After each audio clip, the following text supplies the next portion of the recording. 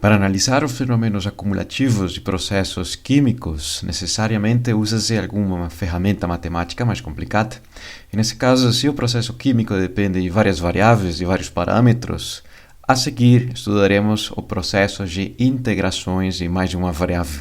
E para isso vale a pena relembrar o processo de integração de uma variável cujo símbolo é uma S bem bonita, bem charmosa, proposta por Wilhelm Leibniz. Mas, de fato, uma integração está associada para uma função de uma variável como sendo o cálculo da área por baixo da sua curva. Nesse caso, uma integração definida entre o valor de A para B determina-se mediante o valor dessa área. Mas da área, podemos considerar uma função, nesse caso positiva, contínua, a função f de x no intervalo A para B, no eixo x. Quanto valerá sua área abrangida por essa curva, a área abaixo dessa curva? Para determiná-la, poderíamos pensar que o próprio intervalo será fracionado em n partes equivalentes, cada uma das partes cuja largura seria delta de x. E para isso poderia expressar-se retângulos, que na literatura são chamados de trapézios, mas retângulos que poderiam ter os seus valores de altura para o final do próprio intervalo delta de x. Poderia ser o valor de altura, começando o próprio intervalo delta de x, para o primeiro intervalo seria equivalente a A, para o intervalo A mais delta de x, ou a altura do retângulo seria esse ponto específico, mas alguém poderia pensar que não tem que ser justamente nem começando nem finalizando, poderia ser a metade. Mas independente daquilo, vamos analisar as funções tridimensionais, nesse caso de duas variáveis, ou seja, uma superfície que estaria concentrada ou ser analisada numa região que seria para o eixo x entre A para B e no eixo y de C para D. Nessa região, qual deveria ser não a área? Deverá ser o volume por baixo dessa superfície que pertence à função f de x e y, uma função bidimensional. Para isso, poderíamos pensar que a própria região de análise seria fracionada em partes equivalentes, fracionada no eixo x em n partes, fracionada no eixo y em m partes diferentes. Não tem que ser m equivalente. Mas, nesse caso, qual seria o ponto de análise desse paralelepípedo a ser usado? Um ponto na metade, um ponto nesse cantinho, um ponto na parte superior ou um ponto na parte inferior? Podemos considerar que seria a chance mais plausível um ponto na metade do próprio intervalo dessa sub-região, desse pequeno retângulo de largura delta de x e comprimento delta de y. A altura seria do ponto médio da função. Mas se pudéssemos representar a função por paralelepípedos e não paralelogramos, que era o caso anterior de uma dimensão, se poderia tentar modelar o volume abrangido pela superfície da função bidimensional. Mas não fica tão suave. Você consegue ver os degraus como se fosse uma escada. Por exemplo, imaginemos que temos uma função muito mais simples, uma função parabológica, que seria 16 menos x ao quadrado menos 2 vezes y. Ou seja, no octante de x e y positivo, no intervalo de 0 a 2 e 0 a 2 em y também, observa-se que há um declive da superfície. Dividido em 4 partes equivalentes de largura 1, 1 e 1 e 1 para y, pode dizer-se que nessa região será avaliado nos pontos extremos, ou seja, quando finalizar o próprio intervalo de 0 a 1 e no ponto 1, 1 especificamente. Depois, para o ponto 1, 2, x1 e y2, 2, 1 e 2, 2 em y. Ou seja, que se pudéssemos somar as alturas da função considerando sua base, teria-se os volumes. De fato, não é o volume completo, mas teria-se uma boa intuição de quanto seria o volume abrangido por essa superfície dessa função bidimensional.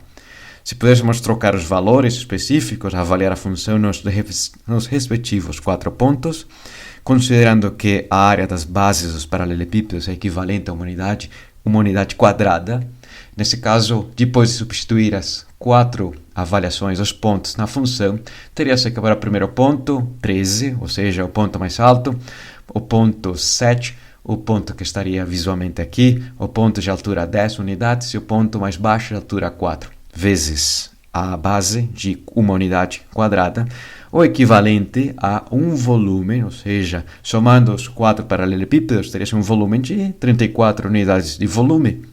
Mas isso se fosse fracionado a cada um dos intervalos em duas partes, porque poderia ser o fracionamento com um valor n um pouco maior, como se observa aqui nessa imagem representativa.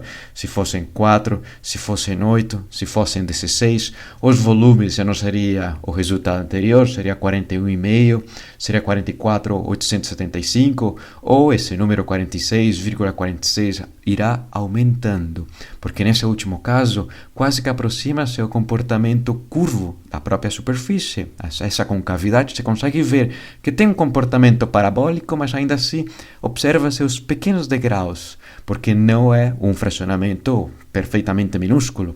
Ainda assim, poderíamos pensar que de continuar com essa intuição de ir fracionando cada um dos intervalos em partes até ser uma fração minúscula, fracionando em m ou n partes que tendem ao infinito, ao final teria-se uma soma riemanniana que será equivalente a uma integração definida da função bidimensional, tendo presente o diferencial de superfície, um diferencial que no sistema cartesiano define-se como um pedacinho de largura com um pedacinho de comprimento no eixo y, seja um dx por um dy, e a integração definida na região que deverá ser delimitada para ser achado o volume abrangido por baixo da superfície da função. Por exemplo, no caso anterior, poderíamos considerar que fosse dividido em duas partes cada um dos intervalos. Você consegue ver que na soma riemanniana o volume, de fato, não é o volume adequado da função, mas se fosse fracionado em 4 partes, você consegue ver que os paralelepípedos ficam menores e as alturas você consegue ver que preenchem a superfície ou preenchem o espaço por baixo da superfície melhor.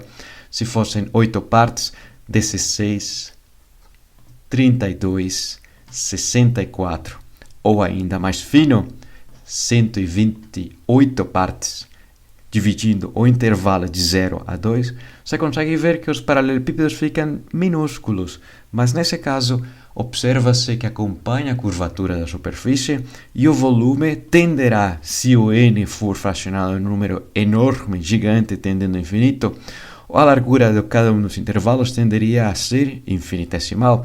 Nesse caso, teria-se uma integração dupla definida e, para determinar o seu valor exato do volume, poderemos fazer, no próximo exemplo, sendo a mesma função e o diferencial de área no eixo x e y seria um pedacinho de largura, um pedacinho de comprimento em cada um dos eixos, deixando notório os limites definidos de 0 a 2 e 0 a 2 para x e y, respectivamente, uma região quadrada, teria-se alguma forma de poder representar melhor a integração.